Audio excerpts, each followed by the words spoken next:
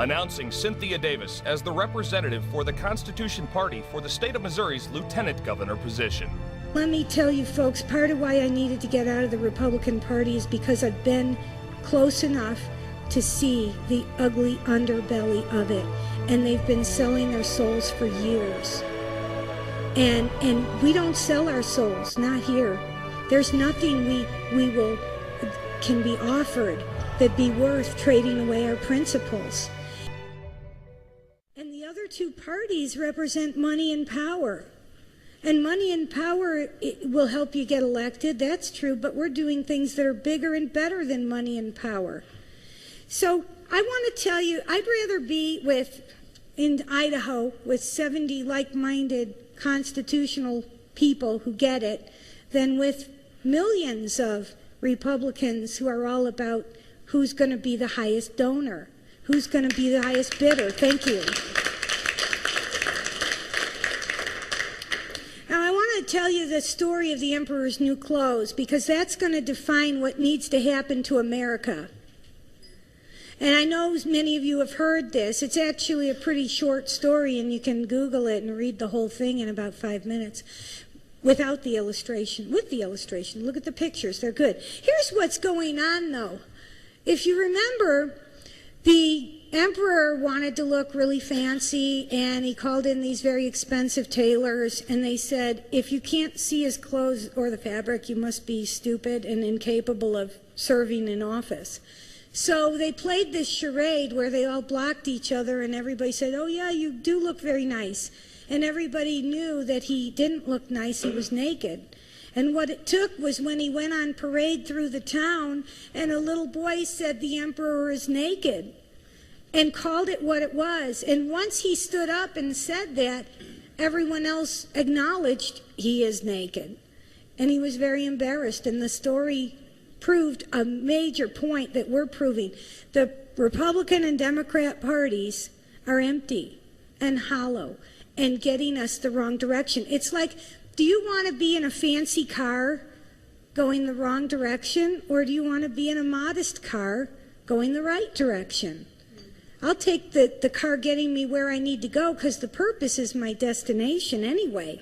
You know, when I left the Republican Party, a lot of people got their feelings hurt. And I got some unkind, uncharitable email messages, which were really quite unchristlike, some of them. One of them called me a turncoat. One of them accused me of jumping the fence. I went to a Concerned Women for America event, and a woman told me, if people like you keep leaving the Republican Party, we're never going to get it changed. I'm telling you, there's a lot of hurt feelings, because it is a repudiation of the Republican Party when somebody says that's not going to work. I believe the best time we would have had for ever correcting it would have been back when Ronald Reagan was president. And we've only gotten worse since. When I became a state legislator, our state budget was $18 billion a year. When I left 8 years later, it was up to $23 billion with a Republican majority. How does that happen, folks? We passed laws that said you can't be, the Republican Party passed laws that said people cannot be friends on Facebook if they're teachers with students. The Republican Party passed laws that said that you can't, it encroached on our freedom of speech. It said you can't now if you're on the internet and you say things that scare people or make them feel afraid, that's now a crime. And they passed laws that really were way beyond. Now what they just did yesterday, they had a special session, and they are going to do a redistribution of wealth for people who do science experiments. How good is that? Now, tomorrow night, I'm going to be speaking at a very elegant dinner. That there is a group of people, this should give all of you hope. You're not the only ones who care about the Constitution. There are plenty of other people who do in this country. But there's an organization called the Young Conservatives of America, and they realized that Missouri, with its supermajority of Republicans running it now, is taking the train right off the tracks. So they've gone through a painstaking effort of analyzing all the bills and matching them up on whether they're constitutional or not. And they discovered 41% of all the bills passing out of the House to the governor's desk are constitutional and the rest are not. And that's with a Republican-held majority. And with all the unhappiness they've had, they started evaluating, and this was a year ago, before I knew anybody ever cared. You see, people like us don't ever get awards. We don't get plaques. We don't get big recognition, because when you love the Constitution, there's no natural lobbyist group to give you money. Okay, so what we've done, they analyzed all the bills, and when they got done, they looked at it, and last year they gave me an award for being the most constitutional legislator in the state of Missouri.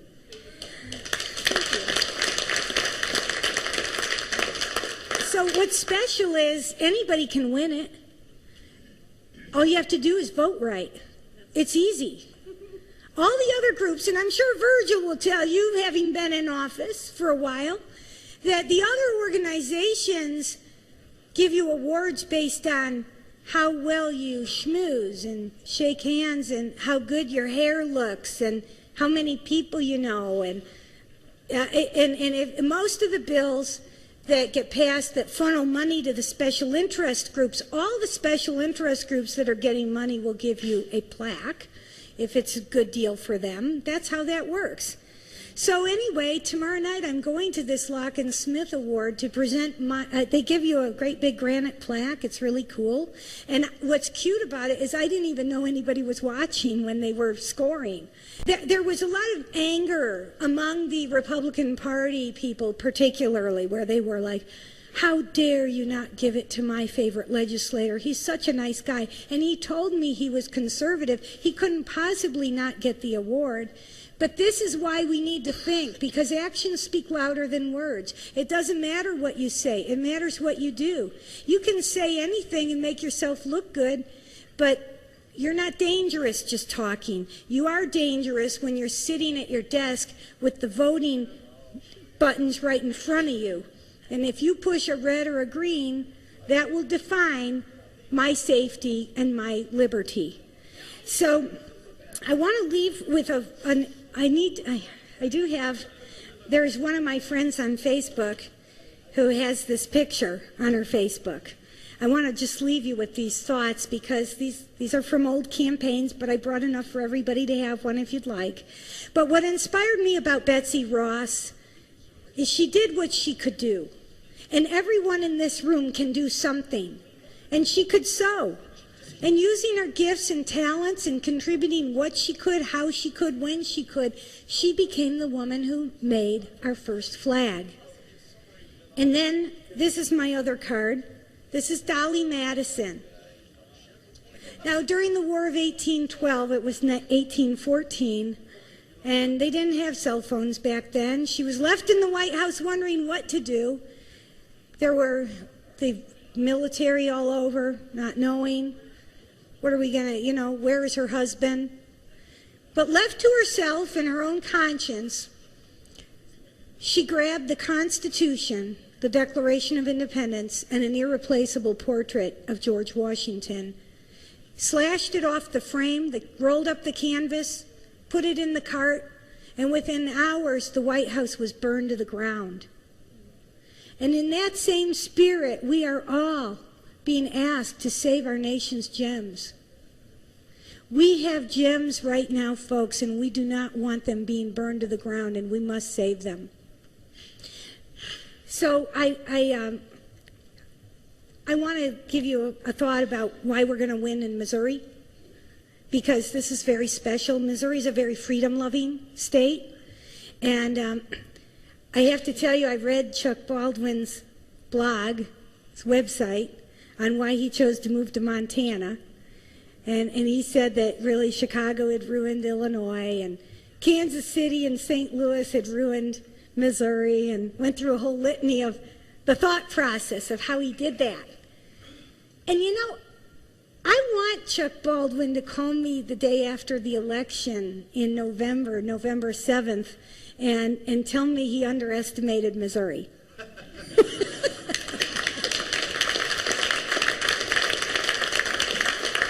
This is the most winnable we've had it, folks, for a long time, and I'll tell you why. I am likely going to be the only pro-life candidate on the ballot. And that's very special because we're going to bring up issues and we're going to talk about what really counts and what matters. And I want you to be inspired with what's on the front of my Dolly Madison card because I put the fourth verse of the Star-Spangled Banner. And some of you may know it, but for those of you who don't, you need to have it in a card. And I also needed to cover up her bust line because it was immodest. Oh, thus be it ever when freemen shall stand between their loved home and the war's desolation. Blessed with victory and peace, may the heaven-rescued land praise the power that hath made and preserved us a nation. Then conquer we must, when our cause it is just. And this is our motto, in God is our trust. Thank you.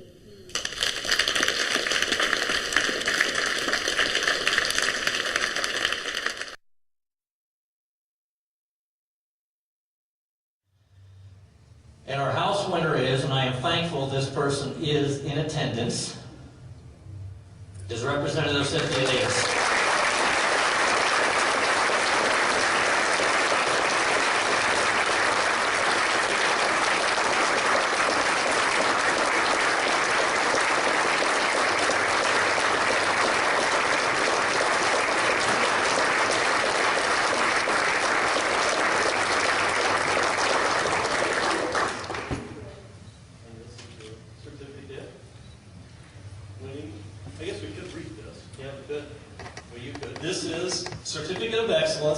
In recognition of your outstanding adherence to the principles of the Constitution during the 2010 legislative session, we present to Representative Cynthia Davis the Locke and Smith Award.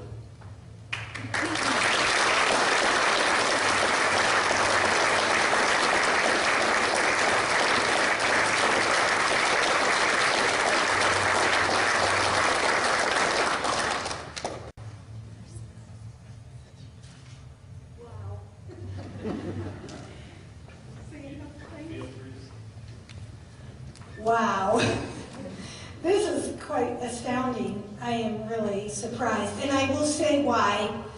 Because people like us don't normally win awards.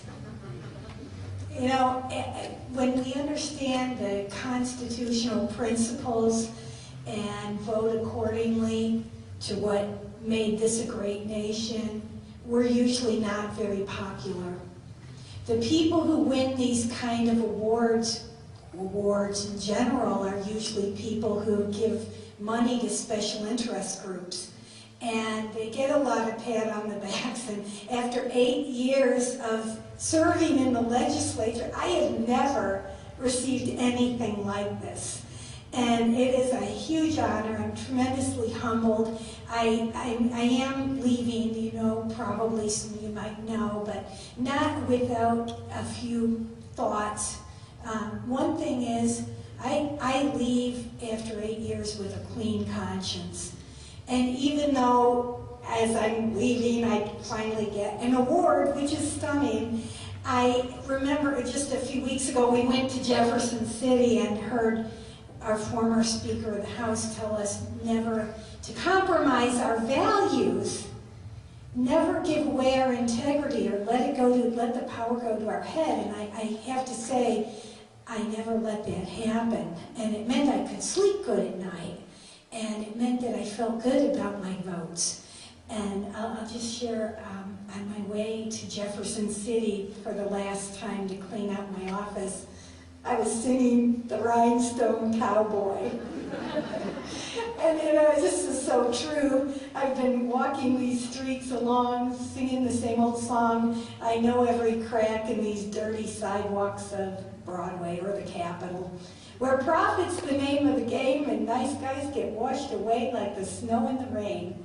And it is so true that when you do the right thing in Jefferson City or any level of government, it's not that popular. And I love your story about the city council, because that's where I started when I was on the O'Fallon Board of Aldermen, and I saw them doing things that were outside of what I knew to be right. And it's been my guiding principle, but I just want to say thank you. Stay with me. I am encouraged. I am so encouraged that you're here, because there is hope for this country as long as there are people serving as a reminder. And as long as we remember the principles that made us a great country, we can bring the country back. Thank you.